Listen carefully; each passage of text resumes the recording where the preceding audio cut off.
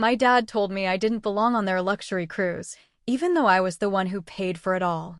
So I made a move that flipped their world upside down. Nobody's laughing now. Can you imagine spending nearly $100,000 to give your family the trip of a lifetime, only to have your own father look you in the eye, at the height of luxury, and tell you that you don't belong? It felt like a punch to the gut. A betrayal so profound it shook me to my core. But that moment? That was the exact second everything changed. My name is Rachel Wilson, and at 34, I've built a tech empire most people only dream about. But growing up, my family never thought I'd amount to much. My perfect older sister, Heather, was always the star, the golden child.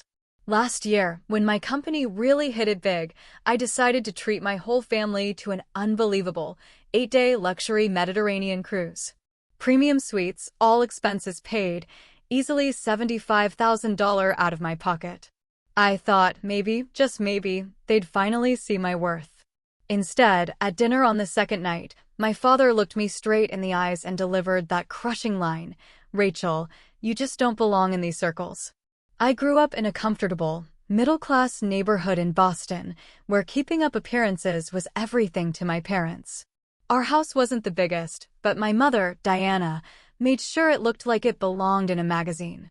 My father, William, a bank manager at First National, wore his position like a badge of honor. And then there was Heather. 2 years older, effortlessly popular, and the undeniable favorite. She had this perfect golden blonde hair, while mine was always a bit too frizzy and brown. By the time I was 7, the family dynamic was crystal clear. Heather was the princess, I was the afterthought. "Rachel, sit up straight," my mother would scold during dinner parties. "Look at your sister's posture." That's how a young lady presents herself. Even when I excelled academically, it just didn't seem to count. In 4th grade, I won the state math competition. My parents attended the ceremony, but they spent most of it talking about Heather's upcoming dance recital. When I showed them my trophy, my father just nodded, "That's nice, honey. Will this help you get into a good college?" The computer in our den became my sanctuary when I was 11. While Heather was at cheerleading practice or student council meetings, I taught myself basic programming, creating simple games and websites. When I tried showing my mother what I'd built, she just patted my head. "That's nice, dear, but don't spend too much time playing on that thing. It's not very ladylike." My father was even more dismissive. "Computers are for people who can't make it in the real world," he told me once. Real success comes from knowing how to talk to people, not machines. By high school, I was used to the constant comparison. Heather was prom queen, captain of the cheerleading squad, and dated the quarterback. I was captain of the robotics team and spent weekends coding at hackathons. My parents attended exactly 0 of my competitions. My senior year, I was accepted to MIT with a full scholarship. The same week, Heather got accepted to Dartmouth, where both our parents had attended.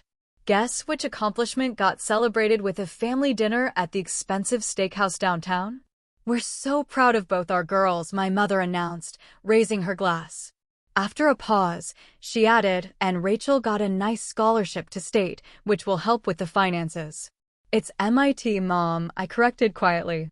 "Massachusetts Institute of Technology." My father waved his hand dismissively. "College is college. The important thing is that you're both continuing your education." That night, as we drove home, my father turned to look at me in the back seat. "You know, Rachel, we're setting aside most of our savings for Heather's tuition. Dartmouth is very expensive, and she'll need the right clothes and connections to make the most of it.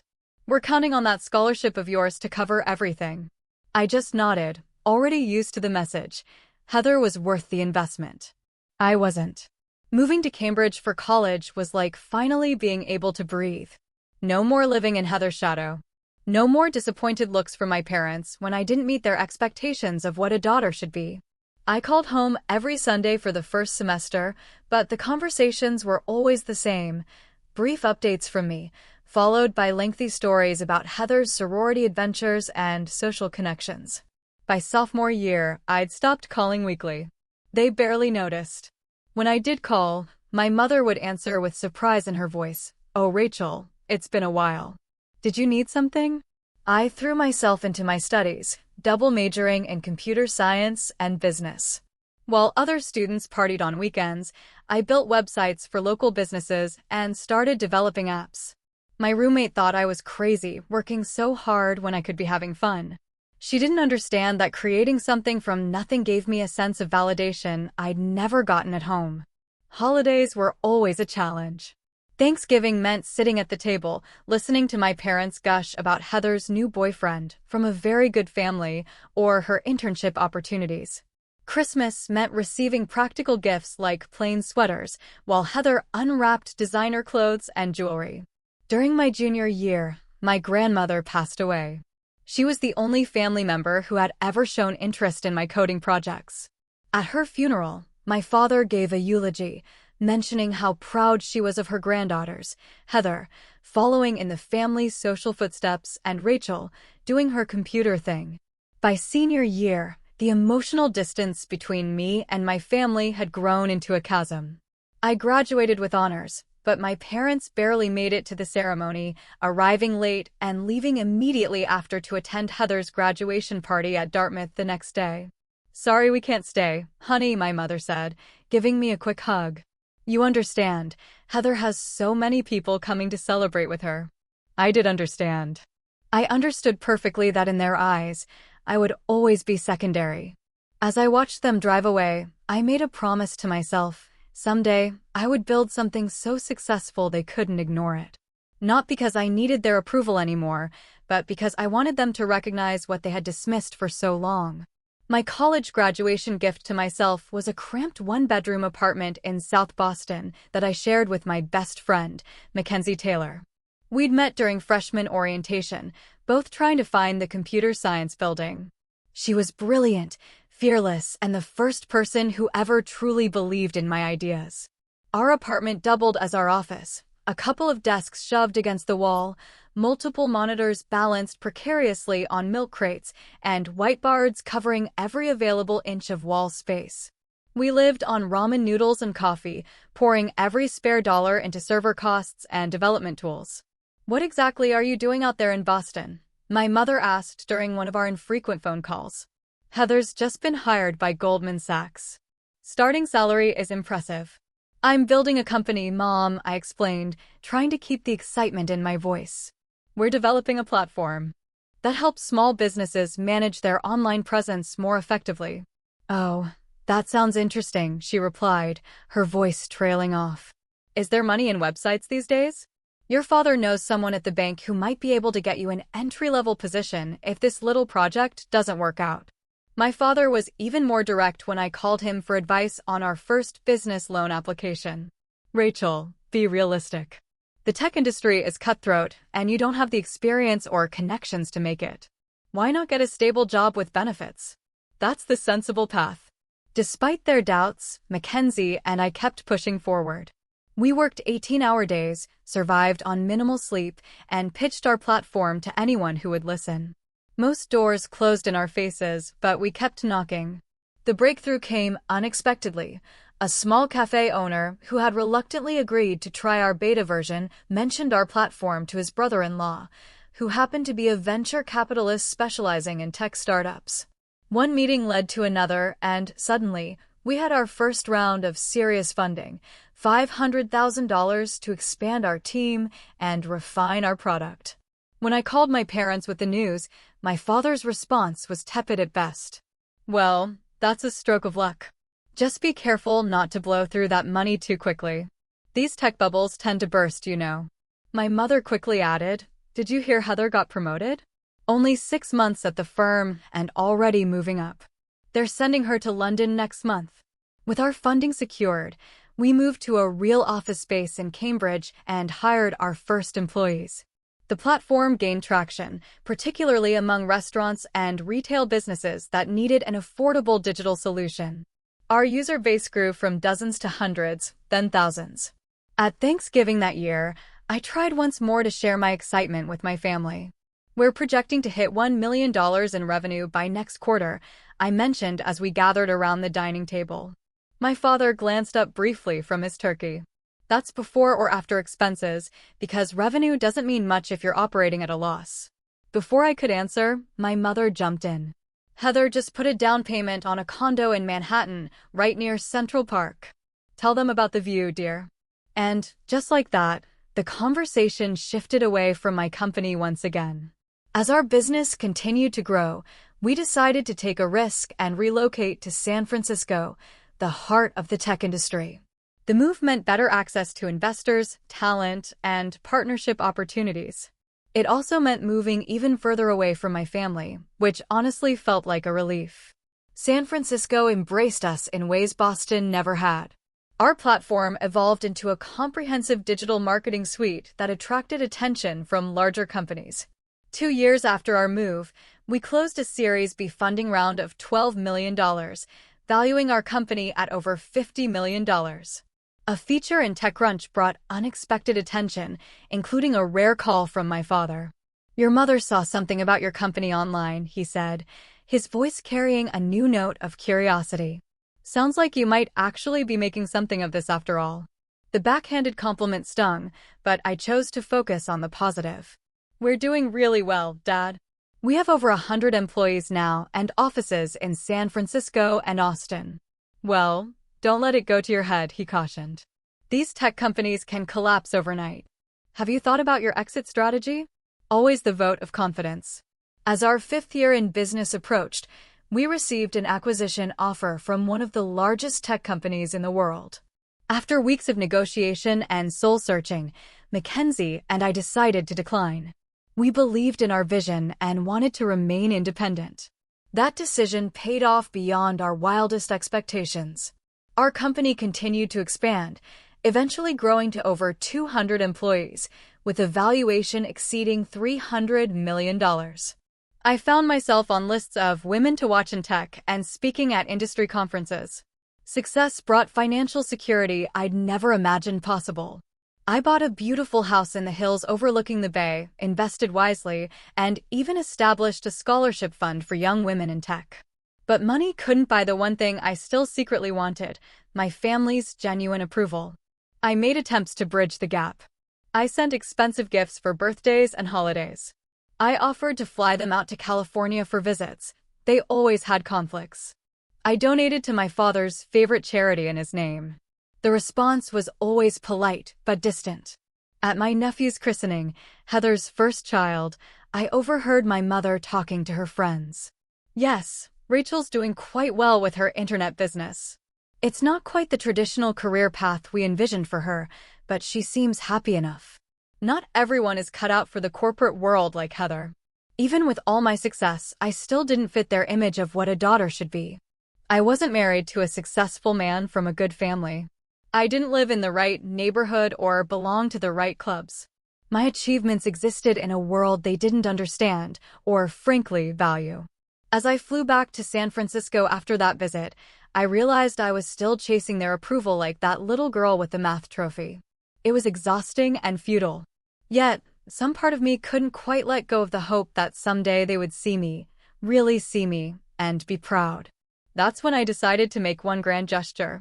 If I couldn't earn their respect through my career achievements, maybe I could buy a week of their attention with the kind of luxury they did understand. A Mediterranean cruise on one of the world's most exclusive ships seemed like the perfect opportunity to finally be seen as an equal in their eyes. Little did I know, that decision would change our family dynamic forever. The idea for the cruise came after our company closed a particularly successful quarter. We just signed 3 major corporate clients, increasing our annual recurring revenue by nearly 40%. To celebrate, the executive team went out for drinks at a rooftop bar in downtown San Francisco. "You should do something crazy with that bonus," Mackenzie suggested as we clinked glasses. "All you do is work and invest. When's the last time you did something purely extravagant?" I laughed and shook my head. "I'm not really the extravagant type." "That's exactly why you should do it," she insisted. "Take a luxury vacation. Buy a vintage car. Do something that makes no financial sense whatsoever." Later that night, scrolling through social media in bed, I saw an advertisement for Mediterranean cruises. The images of crystal blue waters, opulent suites, and exclusive ports of call caught my attention. Then I remembered my mother once mentioning that her dream vacation was a Mediterranean cruise, something my father had always dismissed as too expensive. That's when it hit me. I could take my entire family on the kind of luxury vacation they'd always talked about but never experienced. Maybe then, they'd finally see me as successful on their terms. The next morning, I contacted a high-end travel agency that specialized in luxury experiences. The agent recommended Crystal Serenity's 12-day Mediterranean voyage, one of the most prestigious cruise experiences available. When she mentioned the price for premium suites, I didn't even flinch. I'd like to book 4 premium suites, I told her. And I'd like to add all the exclusive packages, private shore excursions, specialty dining, premium beverage packages, spa treatments, the works. That's quite generous, the agent remarked. Special occasion? Just family bonding, I replied, already imagining my parents' reaction. The total came to just over $75,000. I transferred the funds immediately and asked for digital brochures to send to my family. That evening, I called my parents, feeling genuinely excited for the first time in years about sharing news with them. "Mom, Dad, I have a surprise," I said when they answered. "What is it, dear?" "We're just heading out to the Andersons' dinner party," my mother replied, the sound of classical music playing in the background. "I've booked our entire family on a luxury Mediterranean cruise. 12 days, premium suites, all expenses paid. It's the Crystal Serenity, apparently one of the most exclusive ships in the world." There was a moment of silence before my mother responded. "A cruise? All of us. It's supposed to be amazing." I continued enthusiastically. "We'll visit Rome, Santorini, Barcelona, Monte Carlo." "Monte Carlo?" My father's voice perked up. "Well, that does sound interesting. When is this happening?" I gave them the dates, 3 months away, and waited for their reaction. "I'll need to check our calendar," my mother said cautiously. "We have the charity gala that month, and Heather might have commitments with James and the baby." "The cruise line says it's one of their most popular voyages," I added quickly. "It typically sells out a year in advance, but I managed to get priority booking." That detail seemed to change their tone slightly. "Priority booking?" my mother repeated. "Well, I suppose we could make it work." "It is a very thoughtful gesture, Rachel." My father cleared his throat. "Yes, quite generous. We'll need to shop for appropriate attire, Diana. Can't show up underdressed on a ship like that." And just like that, the conversation shifted from my gesture to their wardrobe concerns. I hung up feeling deflated, but not surprised. At least they'd agreed to come. Calling Heather went much the same way. Her first questions were about whether the ship had child-care services for her 1-year-old son and if her husband James could bring his golf clubs. "The ship has an excellent child-care center," I assured her. "And yes, there's a golf simulator on board, plus James can book actual golf excursions at several ports." "Well, that's a relief," she sighed. "We wouldn't want to be bored. Is this one of those ships where we'd need formal wear for dinner? Because I need to go shopping." "Yes, they're formal nights," I replied. "The travel agent is sending detailed information packets to everyone." "I'll need to find something suitable," she mused. "James has connections at Neiman Marcus, so maybe they can help." "Oh, and will we have the same level of accommodations as Mom and Dad?" James is very particular about having enough space. The conversation continued like this. Not a single, "thank you," just questions about amenities and concerns about status. By the time we hung up, I felt like I was providing a service rather than giving a gift. Over the next few months, the demands escalated. My mother called weekly with questions about the ship's clientele. Will there be interesting people to meet? The dining options, is it Michelin-starred? And even the thread count of the sheets in the suite. My father was concerned about the other passengers, are they the right sort of people, and whether the cruise line offered networking opportunities with worthwhile contacts. Heather had the most requests, a specific type of crib for her son, particular brands of baby products in their suite, dietary accommodations for James, and even questions about whether they could upgrade to a larger suite than our parents to have more room for the baby. I accommodated every request, paying for all the upgrades and special arrangements without complaint. The original $75,000 grew to nearly $90,000 with all the additions, but I told myself it would be worth it to finally be seen as their equal. 2 weeks before departure, I flew back to Boston for a pre-cruise family dinner. My parents had insisted on hosting at their country club, where they could introduce me to their friends before the trip. "Everyone's so curious about this cruise you've arranged," my mother said as we sat at the elegantly set table. "The Hamiltons are quite envious. They tried to book the same ship last year, but couldn't get reservations." I smiled, feeling a small hint of satisfaction. "It's supposed to be one of the best cruise experiences available." "The Serenity is acceptable," remarked my father, swirling his scotch, though the Regent is considered slightly more exclusive in certain circles. "Perhaps next time you could look into that."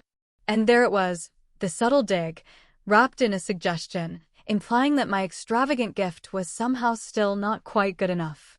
Throughout dinner, my parents paraded me in front of their friends, introducing me as "our daughter who works in computers," before quickly shifting the conversation to Heather's husband's recent partnership at his law firm or my nephew's apparent genius at 2 years old.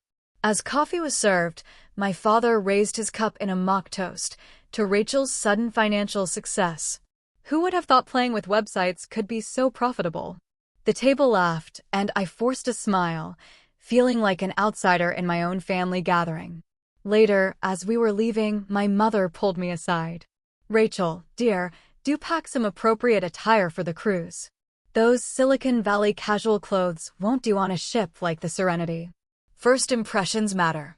I nodded silently, wondering if anything I did would ever be enough. As I took a lift back to my hotel, I questioned whether this cruise was a terrible mistake. But it was too late to turn back now. The stage was set, and in 2 weeks, we'd all be together on that ship, for better or worse. Boarding day in Rome was picture perfect: azure skies, a gentle Mediterranean breeze, and the magnificent crystal Serenity gleaming white against the horizon. I arrived at the port early, having flown in the previous day to ensure everything was perfectly arranged for my family. The VIP check-in process was seamless. The cruise staff greeted me by name, offering champagne and escorting me to a private lounge where I confirmed all the special arrangements I'd made. When my family arrived an hour later, they were visibly impressed by the reception. "This is quite something," my father admitted as we were escorted onto the ship by white-gloved attendants. "They certainly know how to make an entrance." My mother was busy taking everything in, her eyes darting around to assess the other passengers. "The Carmichaels cruised with Crystal last year," she whispered. "They said it was extraordinary." Heather and James arrived last, their baby and nanny in tow, along with what seemed like enough luggage for a month-long journey. James immediately began questioning the staff about the golf simulator schedule, while Heather inspected the welcome champagne before taking a sip. "European brute," she noted with approval. "Not too sweet." Our personal butler, Antonio, led us to our suites on the top deck. I'd booked 4 connecting penthouse suites with private verandas, among the most luxurious accommodations on the ship.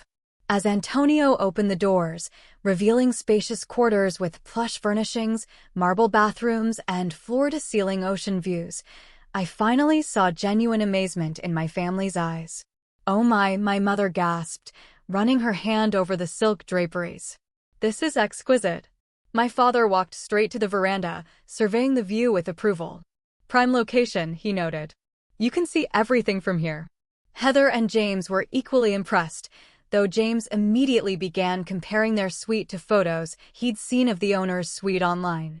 "It's just slightly smaller than the top suite," he mentioned casually, "but certainly very nice." After we settled in, Antonio informed us that a private welcome reception had been arranged in one of the ship's exclusive lounges.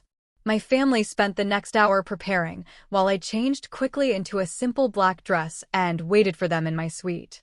When they emerged, they were dressed as though attending a state dinner, my mother in an evening gown with pearls, my father in a tailored suit, Heather in a designer dress I recognized from a recent fashion magazine. I suddenly felt underdressed by comparison. "Rachel, couldn't you have made more of an effort?" my mother whispered as we walked to the reception. First impressions set the tone for the entire cruise. At the reception, the ship's captain greeted us personally, thanking me for choosing Crystal for our family vacation. As we mingled with other VIP guests and officers, I noticed my family gradually drifting away from me, integrating themselves with the other passengers. My father was soon deep in conversation with a retired investment banker, while my mother had found a group of women wearing jewelry that met her approval.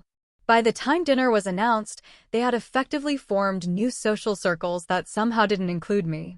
We were seated at the captain's table, an honor I'd specifically requested and paid extra for, but even there, I found myself at the far end, while my parents and sister occupied the spots nearest the captain. "Your family is delightful," remarked an elderly woman seated beside me. "Your sister was just telling us about her husband's law practice and their home in Boston. You must be very proud." I smiled politely and nodded, not bothering to mention that I was the one who had made this entire experience possible. The next morning, we docked in Naples. I'd arranged a private tour of Pompeii, followed by lunch at a renowned cliffside restaurant in Sorrento. As we gathered in the ship's lobby, I noticed Heather and James whispering to my parents. "Is everything okay?" I asked. "Oh, we were just discussing whether to join your tour," Heather explained. "James met a couple last night who invited us to join their private yacht excursion along the coast. Their driver is picking them up in 20 minutes. But I've arranged this tour specially," I said, trying to hide my disappointment. "The guide is supposed to be one of the best in the region." My mother patted my arm. "It's a wonderful opportunity for Heather and James to make connections, you understand. Why don't you go ahead with your father and me? We'll all meet for dinner." I reluctantly agreed, and we parted ways. The Pompeii tour was fascinating, but throughout the day, my father checked his watch repeatedly, and my mother seemed distracted, occasionally mentioning that the yacht Heather was on belonged to a very influential family in banking circles. That evening, we had reservations at the ship's most exclusive restaurant. I waited with my parents at our table, but Heather and James were nowhere to be seen. After 30 minutes, my mother received a text. "They've been invited to dine with their new friends in the owner's suite," she announced, a hint of pride in her voice. Apparently the host is some tech magnate who's quite interested in James' legal expertise. My father nodded approvingly. "Smart move. That's how you build valuable connections." They proceeded to discuss the networking opportunity at length, completely oblivious to the fact that I, also a tech executive, was sitting right there, having been effectively ditched by my sister for better company. The pattern continued over the next 2 days. My family would accept the lavish accommodations and experiences I'd paid for, then find ways to separate themselves from me when more prestigious opportunities arose. They began spending time with a group of wealthy passengers who had taken a shine to them, often forgetting to include me in their plans. On the 4th night, I found myself alone at dinner, having been informed last minute that my family had accepted an invitation to a private cocktail party hosted by a European aristocrat they'd met earlier that day. Antonio, my butler, approached the table with concern. "Miss Wilson, would you prefer to dine in your suite this evening? I could arrange a special menu." I shook my head. "No, thank you, Antonio. I'm fine here." As I picked up my food, I overheard conversations from nearby tables. To my shock, I recognized my father's name mentioned by a couple seated a few tables away. William was telling us about his banking career, the man was saying. "Quite impressive." He mentioned his daughter Heather works in finance as well, following in his footsteps. "Yes," his companion replied, though he said his other daughter does something with computers. "Seems she got lucky with some app or website. New money, you know how it is." I froze. My fork suspended midair. My father had been discussing me with strangers, dismissing my hard-earned success as mere luck, while elevating Heather's more respectable career. The next morning, I ran into my mother by the pool. She was with a group of women she'd befriended, all draped in designer resort wear and expensive jewelry. "Rachel, there you are," she said, waving me over. "Ladies, this is my younger daughter." One of the women smiled condescendingly. "Your mother was just telling us about your little tech company. How fascinating." My son tried doing something with websites too, but he eventually went into proper finance, so much more stable. My mother laughed lightly. "Well, Rachel has always marched to her own drummer, but she's done well enough to treat us to this lovely cruise, haven't you, dear? The way she said it made it sound like I'd won the lottery, rather than built a multi-million-dollar company through years of hard work and determination. That evening was the captain's formal dinner, the most prestigious event of the cruise. I'd spent a small fortune on a designer gown for the occasion, hoping to finally fit the image my family seemed to value so much. We gathered at our table near the captain's seat, my family already engaged in animated conversation with the other guests. I took my place quietly, trying to join the discussion about European politics. I'm not sure I agree with that assessment of the EU's position, I ventured during a brief lull. My father gave me a sharp look. Rachel, these matters are quite complex. Perhaps we should stick to topics we understand. The table fell awkwardly silent. Then, as if to salvage the moment, my father turned to the captain and said the words that would finally break me. Captain, we're so grateful to be experiencing your magnificent ship. Though I must admit, it sometimes feels strange having Rachel here with us. Despite her recent financial success, she doesn't really belong in these circles like the rest of us do. Different worlds, you understand. The captain looked uncomfortable, but my family didn't seem to notice anything wrong with what my father had said. My mother nodded in agreement, while Heather gave me a pitying smile. In that moment, something inside me shattered. After all I had achieved, after the $90,000 I had spent on this trip, after decades of trying to earn their approval, my father had publicly declared that I didn't belong. Not just on the ship, but in their world. I excused myself quietly and walked out of the dining room, feeling the weight of years of rejection crushing down on me. As I stood on the deck, watching the moonlight shimmer across the Mediterranean, I finally accepted a painful truth. Nothing I ever did would be enough for them. No amount of success, money, or generosity would ever make me truly belong in their eyes. And for the first time, I wondered why I still wanted to. I returned to my suite with tears streaming down my face, something I hadn't allowed myself in years. Closing the door behind me, I kicked off my heels and collapsed onto the plush sofa, staring out at the vast darkness of the Mediterranean through the floor-to-ceiling windows. The words kept echoing in my head. She doesn't really belong in these circles like the rest of us do. After everything, the years of hard work, the company I'd built from nothing, the extravagant cruise I was funding, I was still the outsider. Still not good enough. My phone buzzed with a text from Heather. Where did you go? Mom says you're being dramatic again. I didn't respond. Instead, I called the one person who had always seen my worth, Mackenzie. Mackenzie, it's me, I said when she answered, my voice breaking slightly. Rachel, what's wrong? It's like 3 a.m. here, she replied, instantly alert despite being woken up. For the next 20 minutes, I poured out everything, my family's behavior since boarding, their social climbing at my expense, and finally, my father's humiliating declaration at dinner. He said that in front of everyone? Mackenzie's voice radiated indignation. After you dropped nearly $100,000 on this trip for them? That's beyond ungrateful, it's cruel. I don't know why I keep setting myself up for this, I admitted, wiping away tears. It's like I'm still that little girl desperately seeking approval that's never going to come. Because you're a good person who wants to believe people can change, she said gently. But Rachel, listen to me. You're the CEO of a $300 million company. You've created jobs for hundreds of people. You've built something incredible through sheer talent and determination. You don't need their validation anymore. Her words hung in the air as I watched the moonlight dancing on the water outside. You know what the worst part is? I said finally.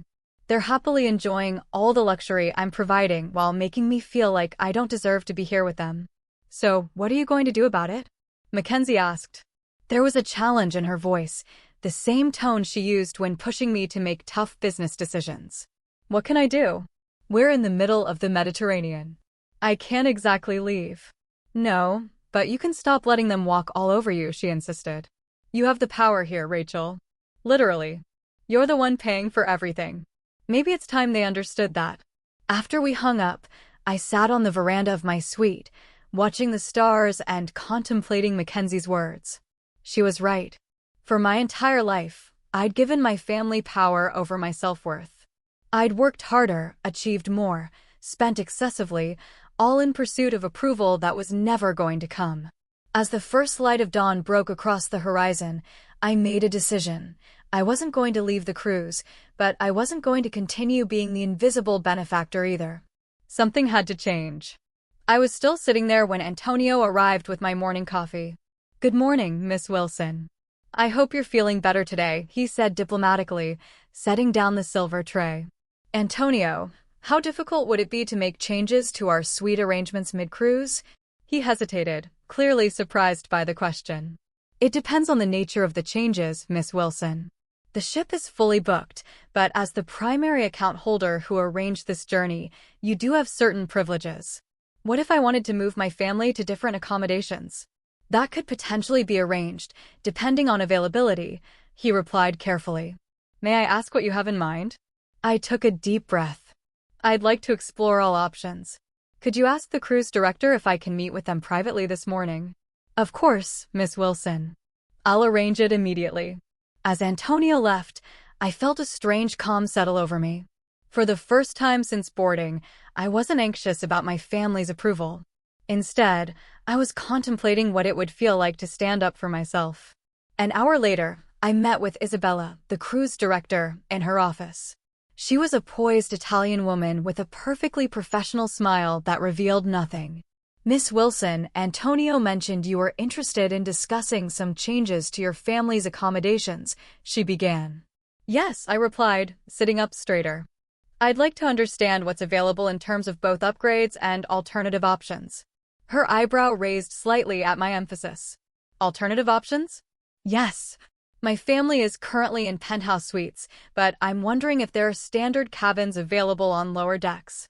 Understanding dawned in her eyes. "I see. This would be for my parents and my sister's family," I confirmed. "And I'd be interested in knowing if the owner's suite is available for the remainder of the cruise." Isabella consulted her tablet, her expression carefully neutral. "As it happens, our owner's suite will be vacated this afternoon in Santorini. The current guests are disembarking for the remainder of their journey in Athens." She looked up. "It's substantially more expensive than the penthouse suites, however."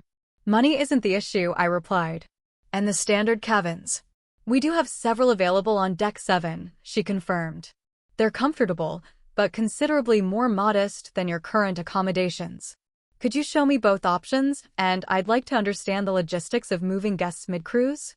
For the next hour, Isabella showed me the massive owner's suite with its expansive living area, private hot tub, and butler service, as well as the standard cabins with their functional but basic amenities.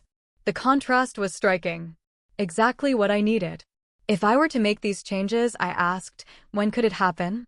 "We could prepare the owner's suite immediately after the current guests disembark at 2 p.m., she explained. "The standard cabins are already available. We would need about an hour to move belongings, assuming your family members aren't present during the transition." I thought for a moment. "My family is scheduled for a shore excursion in Santorini today, from 10 a.m. until 4 p.m. I opted out, claiming I needed to catch up on work. Isabella nodded, understanding perfectly. That would be an ideal window for the transition, should you decide to proceed. As we walked back to her office to discuss the financial details, I asked one final question. "From a policy perspective, as the person who booked and paid for this entire journey, do I have the authority to make these changes without requiring additional approval from my family members?" Isabella's professional facade cracked slightly as she suppressed what might have been a smile. "Miss Wilson, as the primary account holder who has paid in full for this voyage, you have complete authority over all arrangements. While we generally strive for consensus among traveling parties, your name is on the agreement. The decision is entirely yours." Back in my suite, I sat at the desk and stared at the authorization form Isabella had prepared. All it needed was my signature to set everything in motion. Part of me wondered if this was petty or vindictive. Was I stooping to their level? But then I remembered my father's words. She doesn't really belong in these circles like the rest of us do. He was right, in a way. I didn't belong in their world of appearances, social climbing, and conditional acceptance.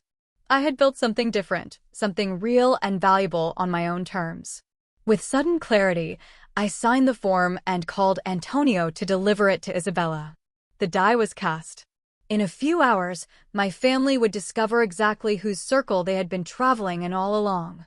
I spent the rest of the morning in my suite, answering emails and taking a few business calls to distract myself from the bold move I'd just initiated. At precisely 10:15 a.m., I received confirmation from Antonio that my family had departed for their Santorini excursion, blissfully unaware of what awaited them upon their return. At noon, a discreet knock at my door announced the arrival of Isabella with 2 members of the ship's guest services team. "We're ready to begin the transition whenever you give the word, Miss Wilson," she informed me. "The owner's suite has been vacated and is being prepared as we speak." I took a deep breath. Let's proceed. For the next 2 hours, I watched as a carefully choreographed operation unfolded. A team of staff efficiently packed my family's belongings, meticulously labeling everything to ensure nothing would be lost or damaged in the transfer. Their designer clothes, expensive toiletries, and electronic devices were carefully wrapped and transported to the standard cabins on Deck 7. Meanwhile, my own possessions were being moved to the owner's suite, a stunning 1,345-square-foot palace of luxury, with a separate dining area, expansive living room, private veranda with a hot tub, and a master bedroom larger than my first apartment. The suite came with an expanded butler service, priority access to all ship amenities, and a level of opulence that exceeded even the penthouse suites by a considerable margin. "The transition is complete, Miss Wilson," Isabella informed me at 2:30 p.m. "Your family's key cards have been reprogrammed to access their new accommodations. They'll be directed to the guest relations desk upon their return from the excursion." "Thank you, Isabella. I appreciate your discretion in handling this matter." She gave me a knowing smile. "Of course, Miss Wilson. Will you be joining your family when they return, or would you prefer we handle the explanation?" I considered this carefully. Part of me wanted to avoid the confrontation entirely, but I knew I needed to face this moment head-on. "I'll meet them in the main lobby when they return," I decided. "But I'd appreciate if you or a member of your team could be present to confirm the arrangements are in order." "I'll be there personally," she assured me. At 3:45 p.m., I made my way to the ship's grand lobby, positioned myself in one of the elegant armchairs with a clear view of the entrance, and waited. My heart was pounding, but for once, it wasn't from anxiety about their approval. It was from the anticipation of finally standing my ground. At precisely 4:10 p.m., my family entered the lobby, looking sunburned and content from their day exploring Santorini's whitewashed villages. My father was the first to spot me, raising his hand in a casual greeting as they approached. "There you are, Rachel. You missed quite the excursion," he remarked. The guide was extraordinarily knowledgeable, apparently works exclusively with European royalty when they visit. "How fascinating," I replied evenly. "Did you enjoy the views?" "Breathtaking," my mother agreed, though the heat was nearly unbearable. "I'm looking forward to a cool shower and perhaps a nap before dinner." About that, I began, just as one of the reception staff approached our group. "Excuse me, Mr. and Mrs. Wilson, Miss Heather, and Mr. James. I have your new key cards ready at the desk. If you could please follow me." My father frowned in confusion. "New key cards? There must be some mistake. We already have our keys." "No mistake, sir," the staff member replied smoothly. "There's been a change in your accommodations. If you'd please come to the desk, we can explain everything." My family turned to me in unison, confusion evident on their faces. "Rachel, what's going on?" my mother demanded. I stood up, straightening my shoulders. "I've made some changes to our arrangements for the remainder of the cruise." "What kind of changes?" my father asked, his voice dropping an octave, the tone he used when he was trying to maintain control of a situation. "Your belongings have been moved to new cabins on Deck 7, I explained calmly. "They're standard accommodations. Comfortable, but not the penthouse suites you've been enjoying." Heather gasped. "You did what?" "Why would you?" "Because I decided that since I'm paying for this entire cruise, I should be the one enjoying the premium accommodations," I continued, my voice steady despite my racing heart. "In fact, I've upgraded myself to the owner's suite." My father's face turned a dangerous shade of red. "This is outrageous." You can't just move our things without permission. Isabella chose that moment to step forward. Actually, Mr. Wilson, as the primary account holder who paid for this voyage, Miss Rachel has full authority to modify any arrangements as she sees fit. I can assure you that your belongings have been moved with the utmost care. I don't understand, my mother said, looking genuinely baffled. Why would you do this, Rachel? I took a deep breath. Last night at dinner, Dad made it very clear that despite paying for this entire experience, I don't belong in these circles like the rest of you do. I've been thinking about that statement all night, and I've decided he's right. I turned to face my father directly. I don't belong in circles where people are valued based on appearances rather than character. I don't belong in circles where genuine accomplishment is dismissed as luck.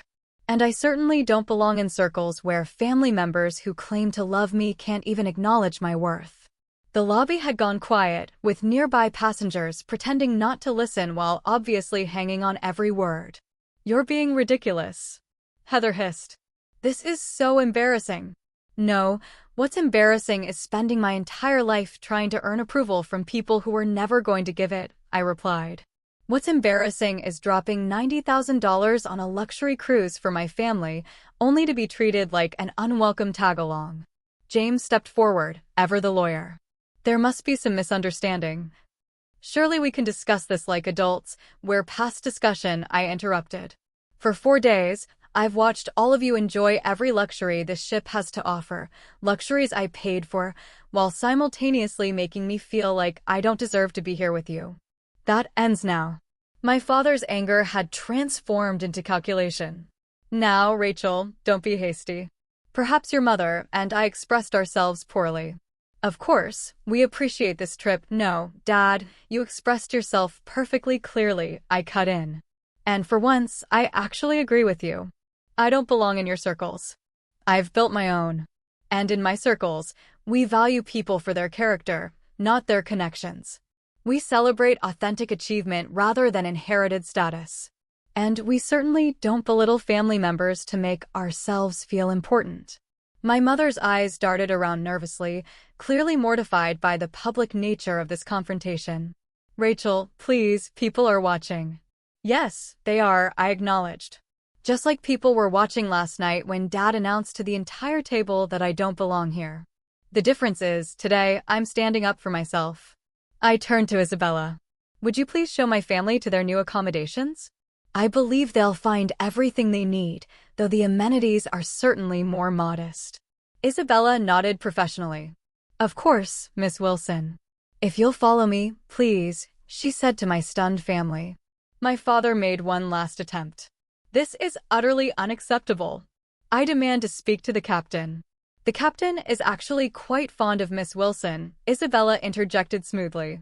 He specifically asked me to extend his personal invitation for her to join him at his private table for the remainder of the voyage, an honor typically reserved for our owner's suite guests.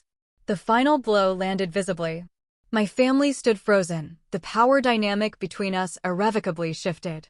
Your new cabins are quite comfortable, I assured them, softening my tone slightly.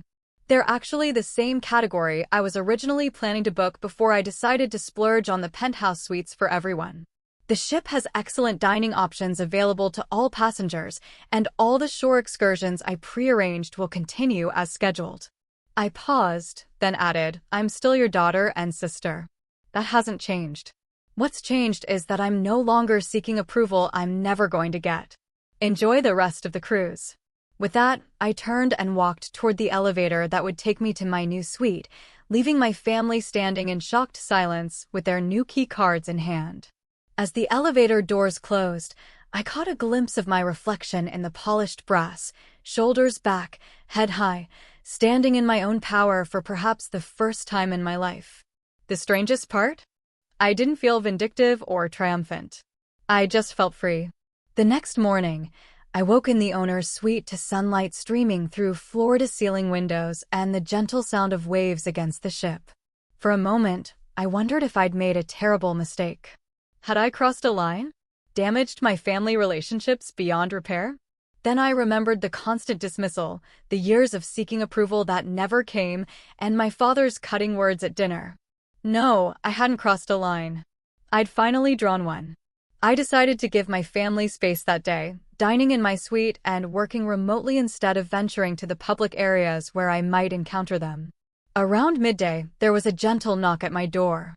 To my surprise, it was my mother, looking somewhat out of place in the grand corridor leading to the owner's suite.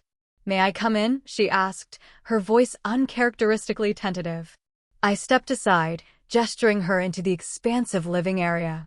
Her eyes widened as she took in the luxury surrounding us, the private dining room, the enormous veranda, the fresh flowers and champagne. "This is quite something," she said, running her hand along the back of a silk-upholstered chair. "It is," I agreed, not offering more. She sat down primly on the edge of the sofa. "Your father is furious, you know." "I imagine he is. He wanted to disembark at the next port and fly home, but the cancellation fees would be substantial." I couldn't help but smile slightly. Yes, they would be. A long silence stretched between us before my mother finally spoke again. "I've never seen you do anything like this before, Rachel. You've always been so accommodating." "That's one word for it," I replied. "Desperate for approval would be another." My mother flinched slightly, but didn't deny it. Instead, she looked around the suite again, then back at me with new eyes.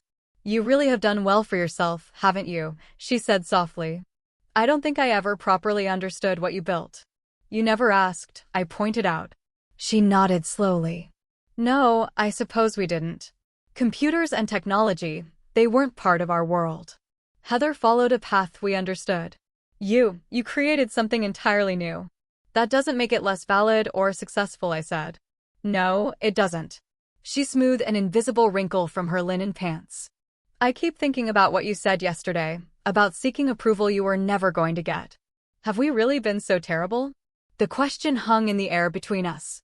I could have listed every slight, every dismissal, every time they'd made me feel less than. Instead, I simply said, "You've never seen me, Mom." "Not really. You've seen who you wished I was, who you expected me to be, but never who I actually am." Tears welled in her eyes, something I'd rarely witnessed in my perfectly composed mother. "I don't know how to fix this, Rachel." "It's not about fixing," I replied. "It's about recognizing. Recognizing that I'm not just the afterthought daughter who took a different path. I'm a successful woman who built something valuable through hard work and vision. I deserve respect, not condescension." She nodded slowly. "I see that now. Perhaps too late, but I do see it." After my mother left, I felt a strange sense of peace. Our conversation hadn't resolved everything, but for perhaps the first time, she had actually listened to me. That evening, I decided to dine in the main restaurant rather than hiding in my suite. As I entered, I noticed my family seated at a table across the room. After a moment's hesitation, I walked over. "Good evening," I said calmly. My father barely acknowledged me, staring stonily at his menu. Heather looked uncomfortable, while James seemed uncertain how to react. It was my mother who surprised me by standing up. "Rachel, would you care to join us?" she asked, gesturing to the empty chair. My father's head snapped up. "Diana." "William." She cut him off firmly. "Our daughter is offering an olive branch. The least we can do is accept it." The tension at the table was palpable as I took my seat. We ordered in awkward silence, making stilted small talk about the ship and the ports we'd visited. Just as our appetizers arrived, Heather suddenly blurted out, "I'm sorry." We all turned to look at her in surprise. "I'm sorry," she repeated, looking directly at me. "I've been thinking about everything you said yesterday, and you're right. We've been awful. I've been awful." My father made a disapproving noise, but Heather continued. "No, Dad, we have. Rachel paid for this entire amazing vacation, and we've treated her like she's still the awkward teenager who didn't fit in.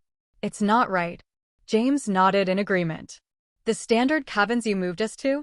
They're actually perfectly nice, better than most cruises offer as their best option." It made me realize how entitled we've been about this whole trip. My father remained silent, jaw clenched, but there was something in his eyes I hadn't seen before, uncertainty. For perhaps the first time, he wasn't in control of the narrative. The remainder of the cruise unfolded with a new dynamic. My father maintained a cool distance, though I occasionally caught him watching me with an expression I couldn't quite decipher. My mother made genuine efforts to connect, asking questions about my company and actually listening to the answers. Heather and I had several long conversations, beginning to rebuild a sisterly relationship that had never really existed before. On our final night aboard, the captain hosted a farewell gala. I wore a simple but elegant black gown and entered the ballroom alone. To my surprise, my father approached me at the champagne reception. "That was quite a power move you made," he said without preamble. "I learned from watching you all these years," I replied evenly. He nodded, a reluctant respect in his eyes. "You're not the daughter I expected to have." "No, I'm not," I agreed. "I'm the daughter who built something from nothing instead of following a predetermined path. I'm the daughter who values substance over appearance. I'm the daughter who finally stopped seeking approval and started demanding respect." He was silent for a long moment before saying, "I've spent my life believing success looked a certain way, followed certain rules. Your way of succeeding, it didn't fit my understanding."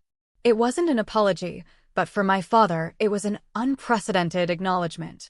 I decided to accept it for what it was. "The world has changed, Dad.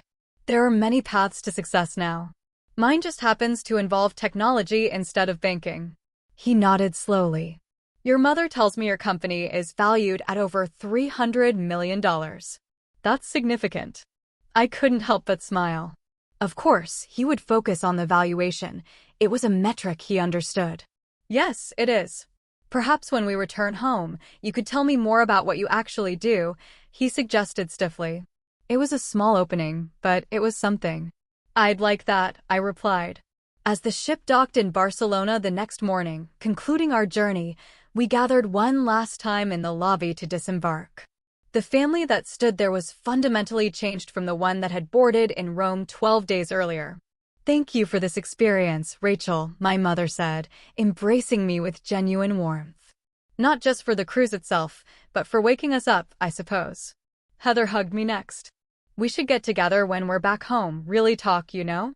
Maybe you could meet my son properly. He's going to need a strong aunt to look up to." Even James shook my hand with newfound respect. "Your business acumen is impressive. If you ever need legal counsel for a company, I'd be happy to recommend some colleagues who specialize in tech." My father was the last to approach. He extended his hand formally, then surprised me by pulling me into an awkward but sincere hug. "You've built something remarkable, Rachel," he said quietly. "Not just your company, but yourself. I may not always understand your world, but I can respect what you've accomplished." 6 months later, I hosted Thanksgiving at my San Francisco home, the first family holiday ever held on my territory. My mother helped in the kitchen, asking questions about my life and friends. Heather brought her son, now a toddler, who took an immediate liking to his Auntie Rachel. Even my father made an effort, awkwardly asking about my recent business expansion to Europe. The old pattern still emerged occasionally. A dismissive comment here, a comparison to Heather there, but now I addressed them directly instead of silently accepting. Slowly, painfully, we were building a new kind of relationship, based on who we actually were, rather than who they had expected me to be. That evening, after everyone had gone to bed, I sat on my terrace overlooking the Bay Bridge, reflecting on how much had changed since that fateful cruise. The Mediterranean confrontation hadn't magically fixed decades of family dynamics, but it had broken a pattern that needed breaking. For the first time, I wasn't seeking their approval. I was offering them the chance to be part of my life on mutual terms of respect. I realized that the most valuable lesson from the cruise wasn't about standing up to my family, it was about standing up for myself, recognizing my own worth instead of waiting for others to validate it. Sometimes, you have to turn someone's world upside down to help everyone find solid ground. The journey to belonging isn't about fitting into someone else's circle. It's about creating your own circle, where you already belong exactly as you are, and then inviting others to join you there if they're willing to see and respect you for who you truly are.